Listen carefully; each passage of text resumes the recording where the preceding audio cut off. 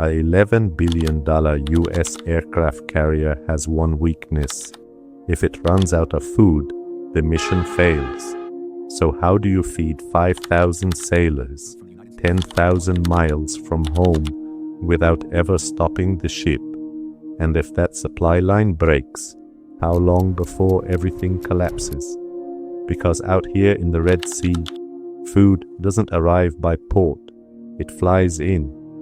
Out in the Red Sea, a Nimitz-class aircraft carrier patrols the water like a floating fortress. It's packed with fighter jets, radar systems, and missile defenses. But none of that matters if the crew can't eat. Every single day, over 5,000 sailors on board need food. That's more than 15,000 meals every 24 hours. If food runs out, the mission ends, because a hungry crew is a distracted crew, and in a combat zone, distraction is deadly. This is where something called the logistics tail comes in. It's an invisible supply chain stretching thousands of miles all the way back to the United States, and its job is simple: keep the ship alive. When a carrier leaves port, it brings months of food with it. Deep inside the ship are massive freezers and storage rooms packed with supplies. But there's a problem. Fresh food doesn't last forever. After a few weeks, milk spoils, bread goes stale, and fresh produce disappears. And slowly, morale starts to drop, because in the military, food isn't just fuel, it's mental stability. If the logistics tail breaks, that $11 billion war machine becomes nothing more than a drifting, hungry giant. So how do they fix this? They don't go back to port. Instead, the supply comes to them. This is called UNAEP, underway replenishment. Massive supply ships travel across the ocean to meet the carrier in open water.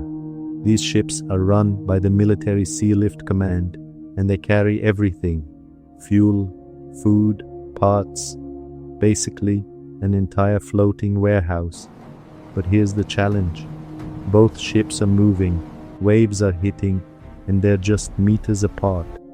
Yet somehow, they transfer thousands of tons of supplies without stopping. And then comes the most intense part: VRTREP, vertical replenishment. Helicopters hover above the supply ship, hook onto massive pallets of food, and fly them across to the carrier. One load every 60 seconds, non-stop, loud, dangerous. And all of this happens while fighter jets are launching just a few meters away. So why go through all this just for food? Because logistics wins wars. If a sailor knows that even in the middle of a war zone, they'll still get a hot meal, that confidence changes everything. But if this system fails, even for 48 hours, everything starts to break.